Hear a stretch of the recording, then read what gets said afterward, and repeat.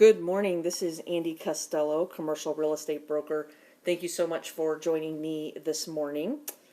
I am licensed in Oregon and Washington since 2017, and I'm located in Vancouver, Washington. And for those not in the area, from the area, we live just over the Columbia River, north of Portland, Oregon, and I have been investing in real estate since 2011 after spending 15 years in local government. That experience in local government really led me to have a better understanding of the bureaucratic red tape that business owners go through. As a reminder, today I am not a CPA or an attorney, so nothing I'm going to give is tax or legal advice, and also wanted to share that I am recording today's session. So today we are going to talk about a few things in the time that we have together. I'm going to talk a little bit about what a basic lease structure might look like, what they're called, what some of the language that you might see when you're talking to a broker or a landlord, some of the pitfalls that you might run into, and then a brief process overview if you're looking into the leasing process, and then some time for Q&A if we have some time at the end. Again, like I said, I will allow get us out of here by 9:30. So for those of you on the call, in the chat, if you could put whether today, just put A, B, C, or D, whether you're looking at your first lease for your business, maybe another lease because you're expanding your business, you're maybe closing one or more of your locations, or you're looking at maybe a first lease renewal. If you could just put in the chat what one of those letters, and if nothing applies to you, then no need to put anything in the chat if that does not apply. So we've got somebody looking at a first lease, maybe expanding their business. Okay, so we're looking at first lease. Okay, that's really helpful.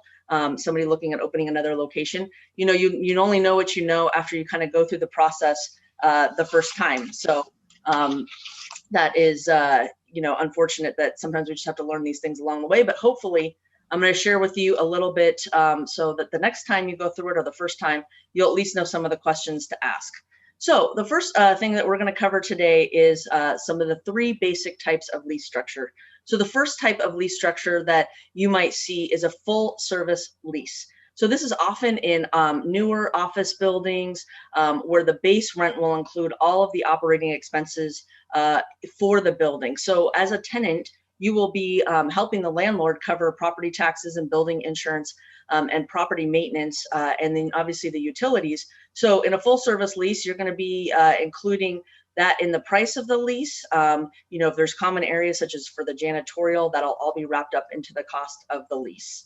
The second type of lease that we often talk about is a modified gross lease. So maybe this is in an older building where the units are not separately metered.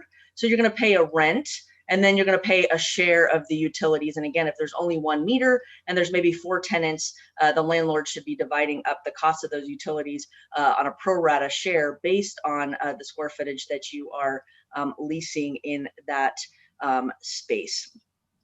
And then the last type of lease that is most common for retail is a triple net. So you're going to pay a base cost per square footage to lease the space. And then what the landlord is also going to add on to that is a triple net, which I'll go into that. So you'll have a base price and then maybe $5 to $6 extra a square foot that you'll be paying over the course of the year for the cost of the space. So one of the things I cannot stress enough during this talk today is that no matter what you're put in front of by a landlord, is that you want to make sure that you have an attorney look at the lease. No matter what I'm going to say today, you can hire a great broker, but I always encourage people to have a lease, a lawyer look at the lease, because there is no standard lease form, and you want to make sure that if you're signing something that you understand what you're signing, because you're going to be on the hook for the life of the lease. So as I talked about, one of the most common types of leases that you'll see in like a retail storefront type situation is a triple net lease, spelled out NNN, but we call it triple net. And so these nets are going to include things like property taxes, insurance, and then CAMs, which is common area maintenance. So this really is when you're going to negotiate a lease. Unfortunately, this is negotiating the triple nets is not something that you're going to be able to do. You might be able to negotiate a reduction in square footage costs. You might be able to negotiate when you're going to start actually paying rent.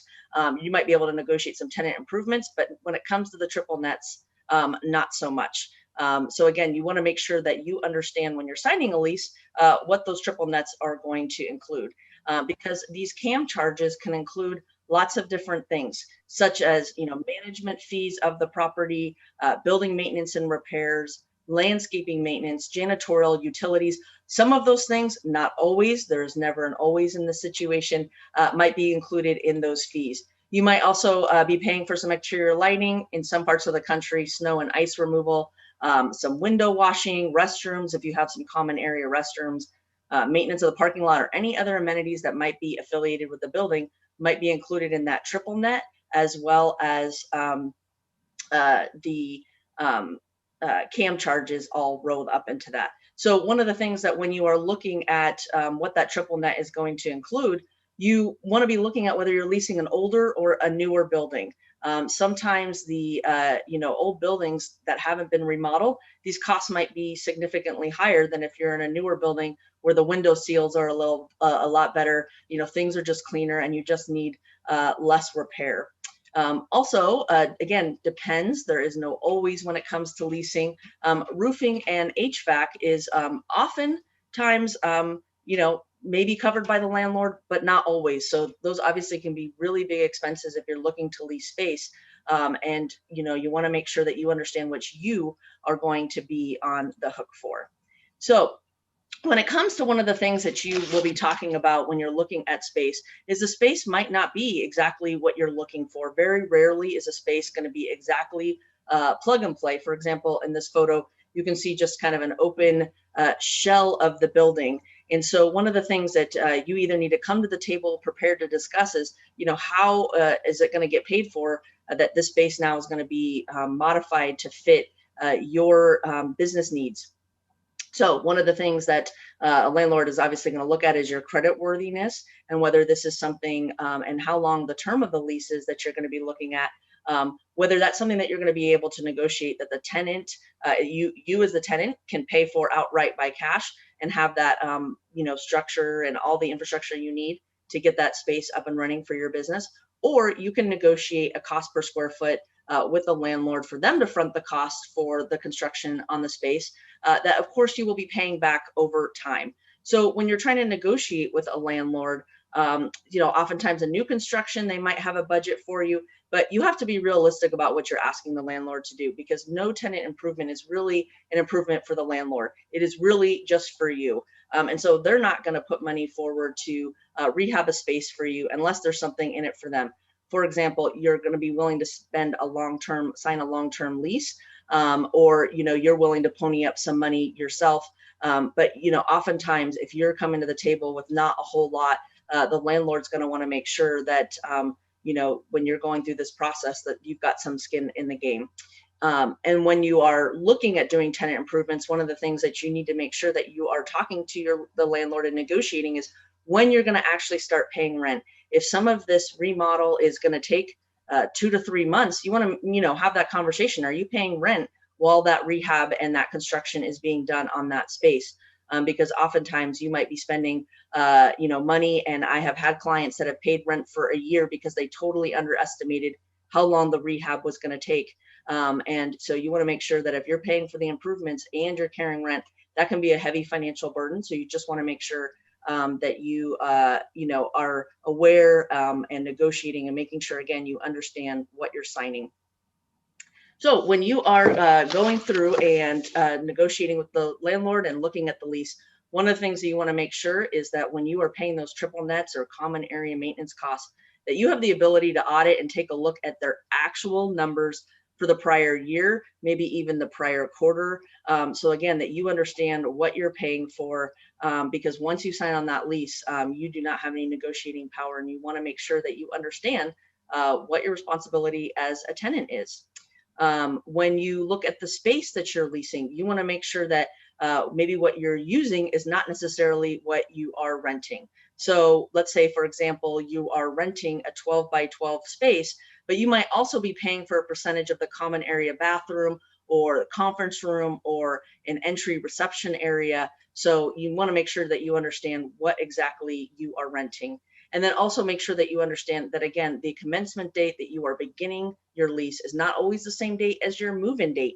You might sign a lease and then you might have those tenant improvements done and then you might move in. So again, you need to make sure you understand your calendar and your time frame and what is happening in what you're assigning.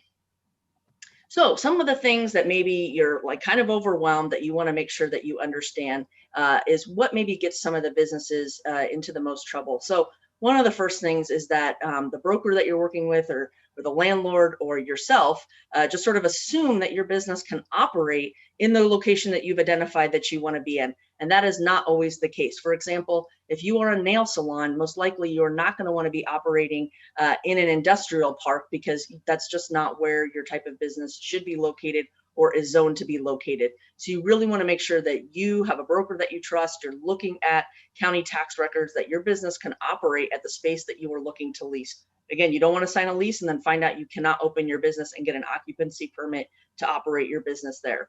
And then also what else might pitfall to be aware of is not understanding what your businesses need. Oftentimes a new business, maybe you're growing out of your garage, you don't know how much space you're going to need. And then you sign, you think, oh, the space is great. You sign a 5-year lease and then all of a sudden you're bursting at the seams and it's already now too small. So you need to make sure that you understand your plan, where you're hoping to grow so that the space is either something you can grow into, or maybe you're just know, okay, I'm only going to sign a 3-year lease because I just know I'm going to be growing out of this so fast that I don't want to make a longer term commitment.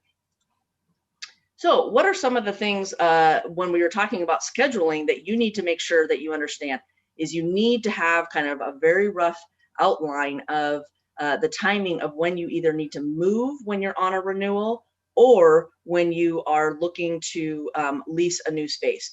Everything always takes longer than you think it should because unfortunately that is just the way in which most things operate in this world. So everything from negotiations can take time.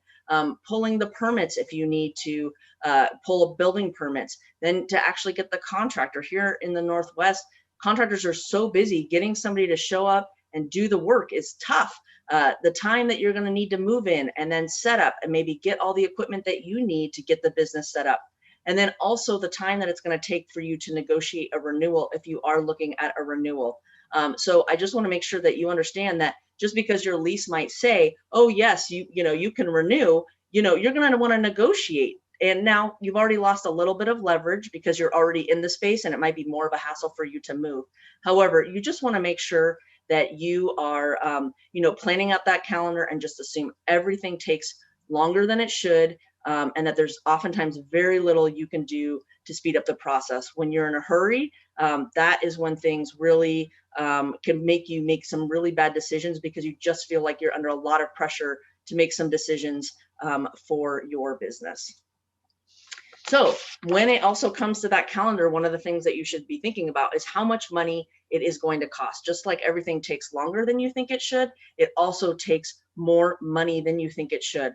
The cost to relocate, whether that's moving into the space for the first time, that's moving to a new location, you don't necessarily know what it's going to cost. The ongoing cost to be in the building, you think, okay, well, I'm pretty sure this is only going to cost me $2,000 a month, but everything always costs more than you think it should. And also when it comes to tenant improvements, you might have that budget, but then of course there's always change orders. And so just making sure that you have enough capital to get going with your business. It is expensive to open a location. So you just never can plan that things are just going to always cost more. And if you end up having some money left in the bank once you're open or in that new location, I'm sure you can find a way to spend it elsewhere on your business, because you're also going to be spending for money on soft costs like new business cards, updating your website, your marketing. All of those soft costs are also wrapped up in the cost of either relocating a business or opening in this new location. So when you go to negotiate with a landlord, what are some things that you should think about ahead of time? And one of the things is who has the leverage. So right now in the Northwest, we are, the landlords still have quite a bit of leverage. Everybody keeps telling me they want a deal with COVID. And I just keep telling people that unless you are a large business with a lot of leverage looking to lease a lot of space, small businesses right now, unfortunately, don't have a lot of leverage. So understanding what your time frame is, back to knowing what the calendar is and backing into the calendar. And if you don't know what your schedule is, find a broker to talk to about that. Because again, everything takes longer than you think it should. Another thing to consider and make sure that's in your lease is, can you sublease your space? Let's say for some reason unforeseen, you have to close your business early. Can you help find a new tenant to get into that space so you're not on the hook for paying the money? And then again, making sure you understand the lease. That is really, really important, and why an attorney looking at the lease is critical. Unless you're Amazon or Microsoft, you are most likely signing a personal guarantee on that lease. So if your business goes under, you still have to pay rent. You still have to pay those triple nets. That there is really no way of getting out of that. And unfortunately, we're seeing that a lot with small business right now that are having to close with COVID. And they're not realizing that they still have to pay rent even though their business is closed because they signed a personal guarantee. And then also understanding the landlord, what their billing process is for those triple nets. Do you need to be budgeting because they bill you quarterly or every 6 months, or are they just billing you every month? So understanding when those bills come due so that you're not surprised. And then also think about, if you can find out at all, what does the landlord want? Oftentimes, a landlord might, you might find out too late after looking at a space that they don't want office space in this use. They want a retail shop. So trying to figure out how can you maybe meet some of the needs of the landlord to make sure that you're a good tenant. So a lot goes into trying to figure out what you are looking for. So let's see, impacts of COVID. I've had several clients tell me, Andy, I'm ready to open my business. Go find me a deal. And unfortunately, we're not seeing a whole lot of deals. Yes, we are seeing businesses go out of business, which is really, really sad. And it's going to be, a very tough time for our economy and a lot of employees. But right now, especially with smaller businesses, maybe what we're seeing is some rent abatement or rent deferral. So you might sign a lease, move in January, and maybe your first lease payment is not till March. So a little bit of a discount to help you get going. But unless you are a large company, negotiating tens of thousands of square feet of space, maybe in downtown Portland, where there's been a lot of, upheaval and people aren't necessarily wanting to locate to Portland. Yeah, you might be able to negotiate, 6 months, a year free on office space, because that class type right now is people aren't wanting to work in an office. But we're, again, just not seeing a ton of, hey, you want to lease 2,000 square feet for your new shop? Here's a year free. We are not seeing that. So sort of reset your mind about what kind of deals might be out there with COVID. And then obviously we're seeing a lot of business adaptation right now, outdoor dining here in the Northwest, since indoor dining has been closed. And then just looking at what kind of services businesses are offering, just trying to be creative and staying alive. I've seen a lot of landlords be really flexible on businesses kind of doing some different things than what they were originally signed their lease for, just trying to survive and stay in business. So again, another quick poll for you on the call here today. What type of space are you looking to lease or expand into? And then just put the letter in the chat would be helpful. So we've got some office space, and we are looking at a restaurant, or manufacturing industrial space, some office space. Thank you guys for responding and engaging. And some office space. Okay. And COVID saying that office is dead. So I'm glad to see people are looking to do things with their office space in manufacturing industrial. Okay. Thanks, Michael. Yeah. So thank you for answering. That's just kind of a gauge to see who's on the call and what you guys might be interested in. So some common questions that maybe come up, and I've talked about this several times. So my landlord just sent me the standard lease agreement. Can I just go ahead and sign it? No, you need to make sure you read it and understand it before you make any final decisions. Again, a good broker can kind of talk about the lease with you, but they're not attorneys, and you want to make sure that you really understand what you're signing. And it's tough because this is why I emphasize the importance of a understanding your calendar, because if you can't negotiate with the landlord something that is going to work for you and that space doesn't work out, then you need to have a fallback position. And again, this goes back to understanding your leverage about whether you're going to be willing to sign something that you don't think is in the best interest of you or your business. Some industries are willing, like if you have a hair salon, are going to be able to maybe have an exclusivity in a shopping center. And some landlords are going to say, no, I don't care if there's 3 hair salons in that shopping center. So that's why you need to read it. Some landlords just might put some things in there. They're either going to work for your business or they're not. And you really need to understand what you are signing. I did talk a little bit about what's a personal guarantee and how often it is required in a lease. It is always going to be required in a lease, near always. And so basically, as a personal guarantee, you're saying as the business owner, you personally are going to be responsible for the payments of that lease, again, regardless of whether your business stays open or you have to close because of COVID.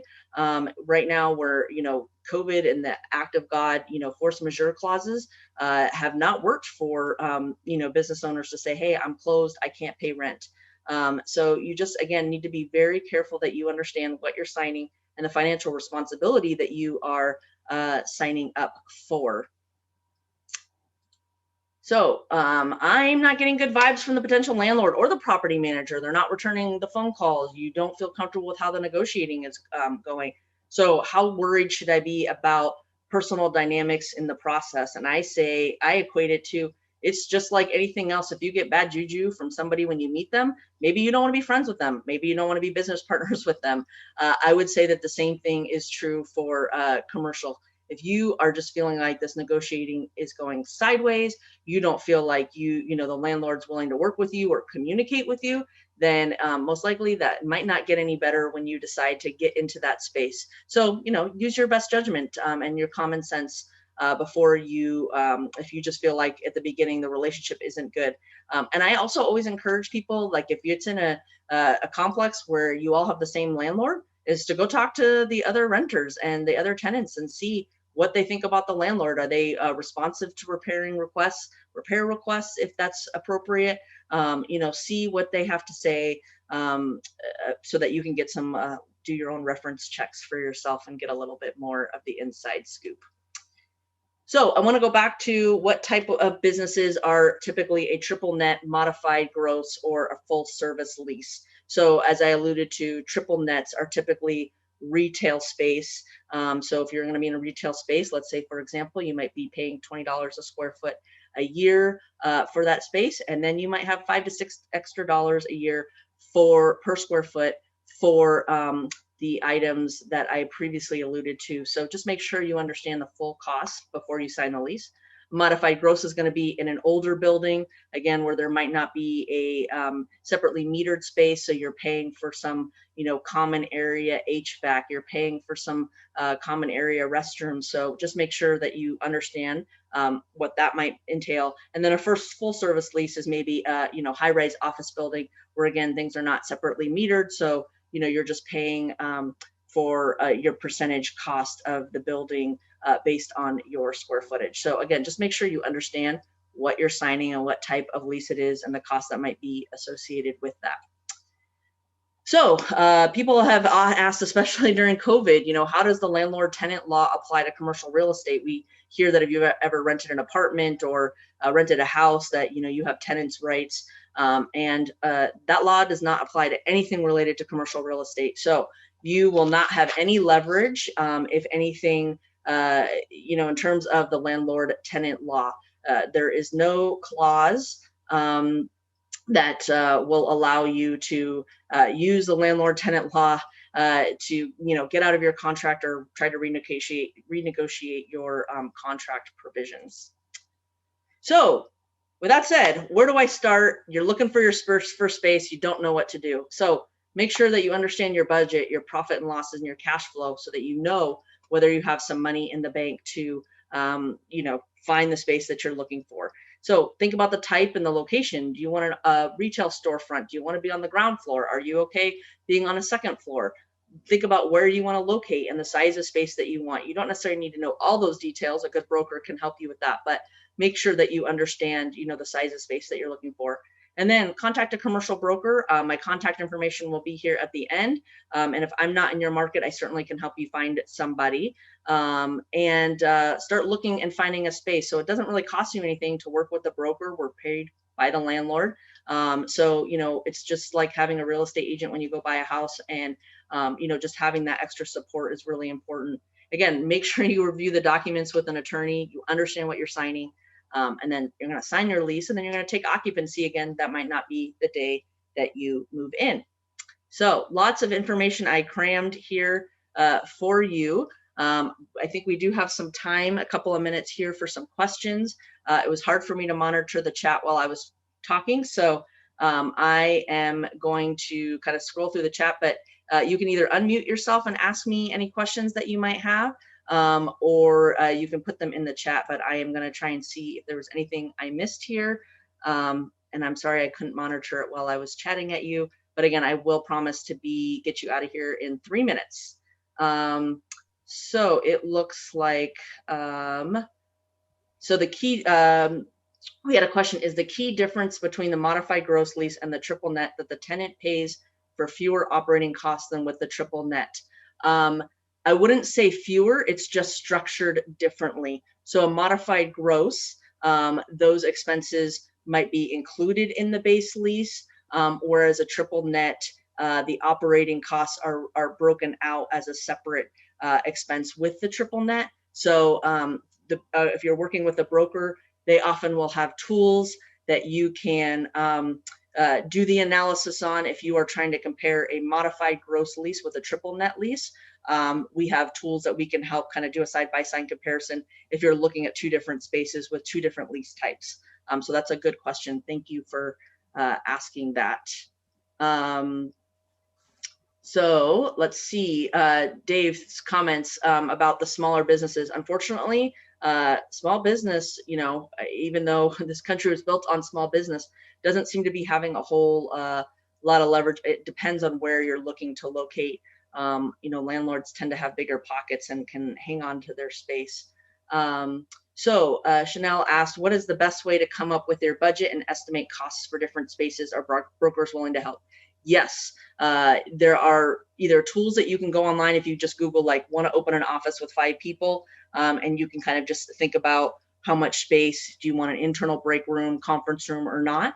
So you can kind of, find some of that information online, but a good broker should be able to help you find out how much square feet you need for your business based on what you're looking to do, and what type of business you have. So you want me to put the second to last slide? Happy to put that back up on there. And then if you, David asked, if I'm paying triple net, does that allow me to appeal the taxes on the property? I'm assuming that you're not the owner. So if you are not the owner, I would say no, you do not have the ability to appeal the property taxes. That would be something that the owner would have to do through the county, is what I think you're asking. And if I'm not, feel free to reach out to me afterwards, and we can have a conversation about that. So again, I want to make sure that we end on time. I appreciate everybody's time this morning to join me. If you have any questions, please feel free to reach out to me. I will put this last slide back up. Hopefully that was enough time to capture this information. Feel free to reach out. I would love to help you or refer you to somebody that could help you. Hope you have a great rest of the day, and take care, everybody. Bye-bye.